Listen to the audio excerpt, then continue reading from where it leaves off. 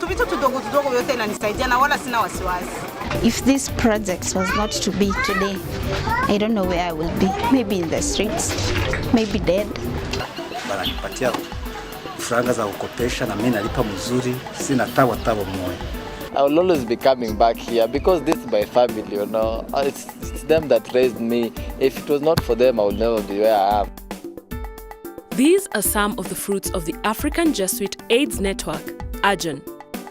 AJAN, which was established in 2002, was a result of years of groundwork by Jesuits involved in AIDS ministry in Africa, who sought to promote an intensified and concerted response to the pandemic. In the mid-90s, a growing realization of the devastating impact of HIV and AIDS prompted the Jesuit superiors of Africa and Madagascar, JESAM, to start exploring how the society in Africa could best respond to the challenges posed. JESAM was asked to compile a survey of Jesuits' involvement in HIV and AIDS in Africa. As a result, it was decided to make country visits to study the situation as far as the budget would allow. In September 1999, a meeting of Catholic delegates was organized in which problems related to AIDS were discussed and possible answers were sought. In 2002, in the JESAM annual meeting, a decision was taken up to establish AJAN as an assistancy work and as an important priority. Informing the society about the birth of AJAN, Father General Peter Hans Kolvenbach said, I share this piece of news with you in order to solicit my prayer in every possible way.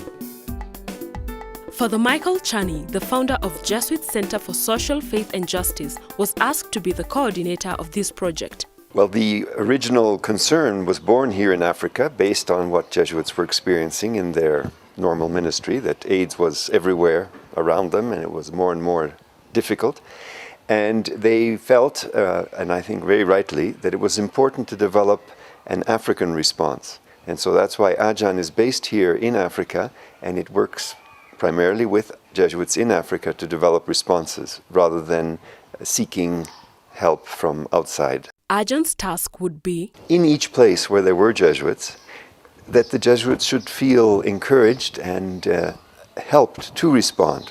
If good people were doing work in different parts of Africa, that they should be connected and bound together. And so that we would have our own voice and, you might say, something to say and something to offer. As a networking agency, AJAN is present in many countries in Africa and Madagascar. From AJAN House, the network's coordinating center in Kangemi, Nairobi, the coordinator and his team implement the mission of AJAN. In Kenya, AJAN is involved in various projects in some of the major slums in Nairobi, such as Kibera, Kangemi, and Mukuru kwa Ruben.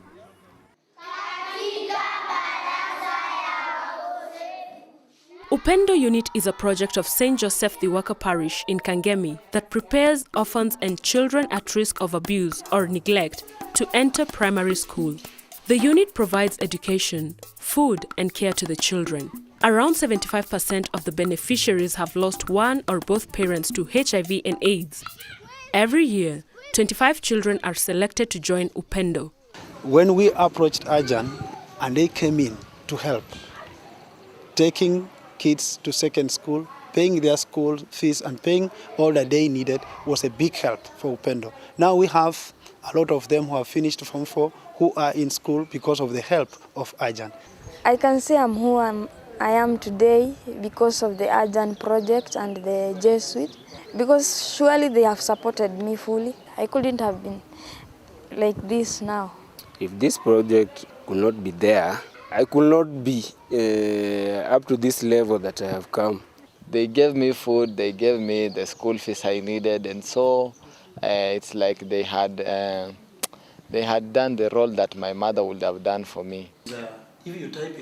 Despite the funding by AJAN, Upendo Center is faced by other setbacks. The government is coming in and it doesn't want these children into homes because you say children need to be connected to their relatives. And some of our children don't have relatives. Rhoda, together with her 6 siblings, was brought up in Mukuru kwa Ruben slum in Nairobi. Like any other child growing up in the slum, She was exposed to poor environment, lacking basic needs like clean water, food, and shelter. She dropped out of school while in high school. Slum life was difficult, and she had to fend for herself. In the process, she ended up contracting HIV and getting pregnant. That was too much for her, and she ended up taking drugs, perhaps to console herself. When she thought life had come to an end, she found some ray of hope through a friend who introduced her to AJAN. I found a family and true friends in AJAN. I found people who I can lean on every time maybe I have a problem or I need someone to talk to. Rhoda is now able to meet her basic needs thanks to the water project AJAN helped her to set up. It's the main source. It's everything I have in this life. Jesuits realized the need to set up a secondary school in Kibera slum to cater for orphans whose parents had died as a result of HIV and AIDS. Father Terry Charlton, together with Christian Life Community, CLC, founded St. Aloysius Gonzaga Secondary School.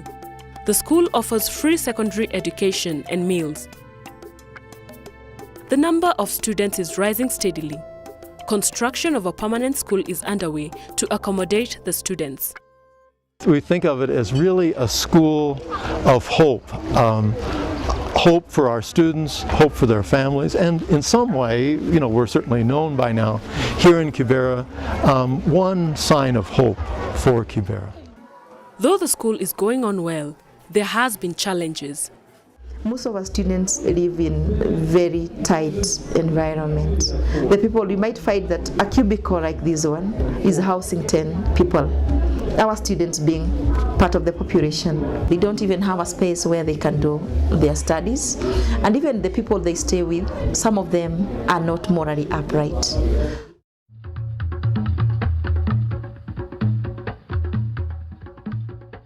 Like many other African countries, Burundi has not been spared by the HIV and AIDS pandemic. Former Jesuit Refugee Service JRS project became the Service Yesu Mwiza SYM Good Jesus in Kirundi and began in 2008. SYM caters for 8 parishes in the Bujumbura Diocese and 2 in the city. Although HIV prevalence is on the rise on these areas, they tend to be ignored by the government and non-governmental organizations, hence the pressing need of SYM. In 2008, the center reached out to 825 people with HIV, 80% being women, as well as 144 orphans and 728 vulnerable children. The center provides services like medical treatment, psychosocial support, nutritional care, and microcredit services to set up income-generating projects. SYM is an officially registered voluntary counseling and testing center, VCT, testing 595 individuals by the end of 2008. Yesu Mwiza has started with the help of AJAN, African Jesuit Network Against AIDS, and it is growing until now we are building that clinic so that we can move for these artificial houses and moving to the clinic. They welcomed me at Service Yesu Mwiza and gave me advice on how to take care of myself. They encouraged me to be part of a support group. They also gave me some microcredit to help me set up my business so that I could support my kids. In 2007, there were 99 Jesuits working in Zambia. In a country with a high AIDS prevalence of 15.2%, all were called to deal with the pandemic in one way or another. Since inception in 1997, the Home-Based Care HBO, run by the St. Mary Parish in Matero in the outskirts of Lusaka, has tended to the needs of the people with HIV and AIDS, TB, and orphans. Father Michael Kelly is a well-known researcher, speaker, and writer on AIDS. AIDS is sweeping through our people like a gigantic, relentless tsunami.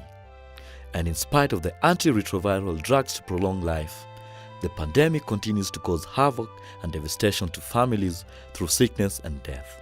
One of the most tragic consequences of the pandemic is the way it deprives children of their childhood right and their right to happiness. These are the words of Father Michael Kelly. He has published a book sponsored by AJAN, Education for Africa Without AIDS. And as far as I know, it is having a good impact on people who have access to it and who are reading it.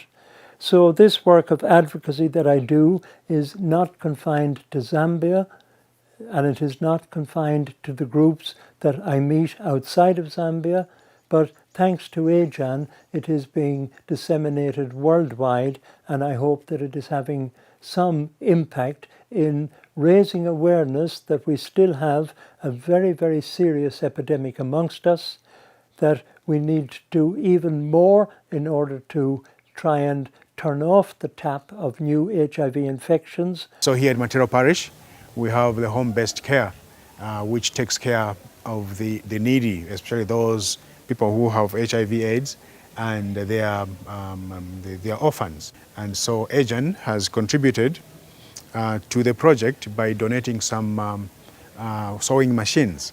AJAN has also contributed some money, which we have helped to put up two more classroom blocks. We are putting up a new school, and this will be very instrumental because we will have more students now who will come to school.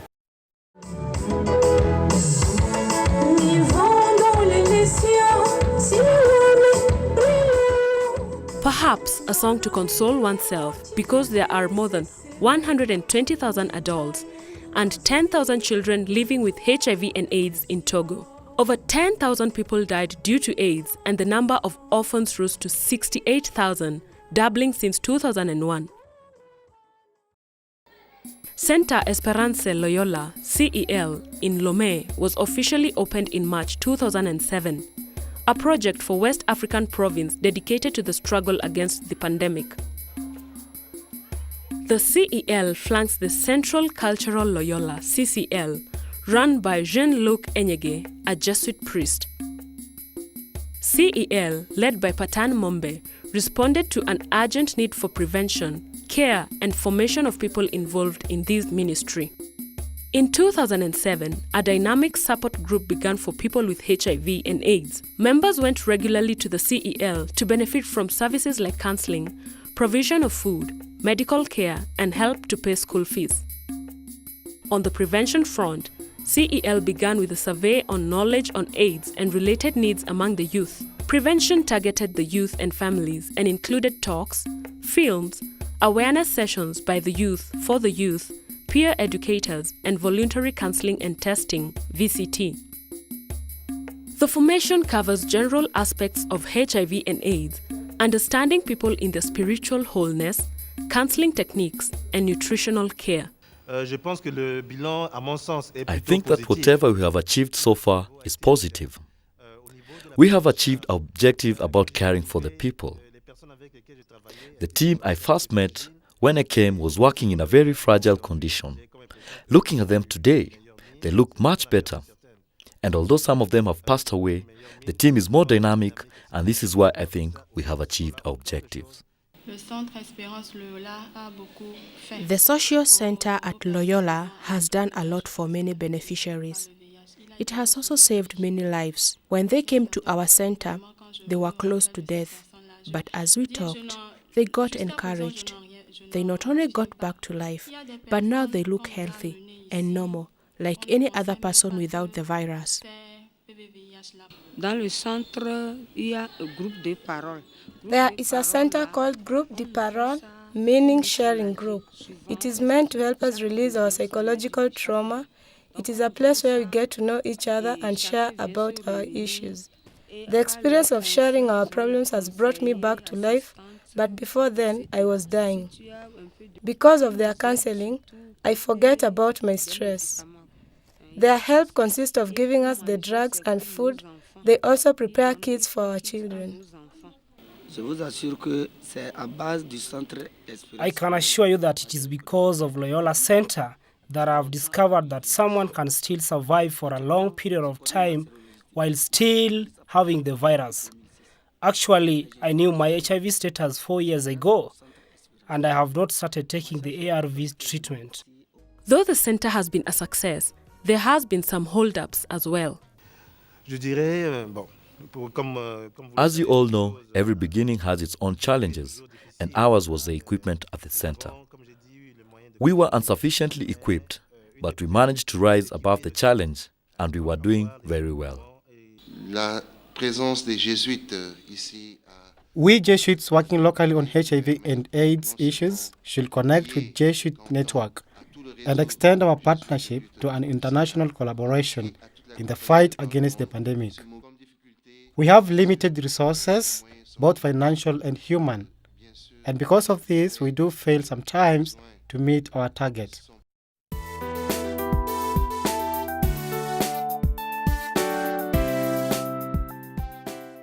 In Madagascar, there were 14,000 people living with HIV and AIDS in 2007.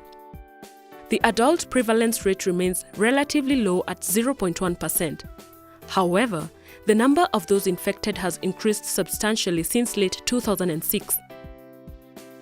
A pilot project, Care and Prevention, in 2 rural districts, Andrian Pamaki and Anjozorobe, enjoyed a successful first year of operation and sowed seeds of solidarity. In September 2007, Christian Action, the Battle Against AIDS, was formed. Father Jean Simon directs the project, which provides HIV and AIDS prevention and care in neglected rural areas where the risk is high due to poverty, promiscuity, alcohol abuse, and certain traditional customs. According to Father Jean, this is a true pillar spreading messages of prevention and healthy values to people in the villages where they live and work. I am in charge of a social center at Faraguta under the supervision of Jesuits in Madagascar, and the project will last 5 years. The objective is HIV and AIDS issues in terms of lowering the prevalence rate, and this is based on the Christian beliefs. We are targeting 4 specific objectives: capacity building of HIV victims through education and formation, behavior change, the testing of HIV victims, caring for the patients.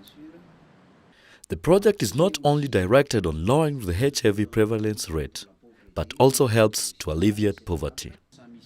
We sensitize the communities. We also test for HIV, and those who are positive are taken care of by the project. The HIV patient is looked upon as Christ suffering, and this is the mission of the Church to help the patient carry their cross. AJAN has helped us with giving us a number of documents, and because of the financial support of AJAN, we have been able to publish this book, which is very important for us because it gives the Church's stand on HIV and AIDS issues in Madagascar. We have published at least 6,000 copies of this book and have so far been disseminated in our different parishes.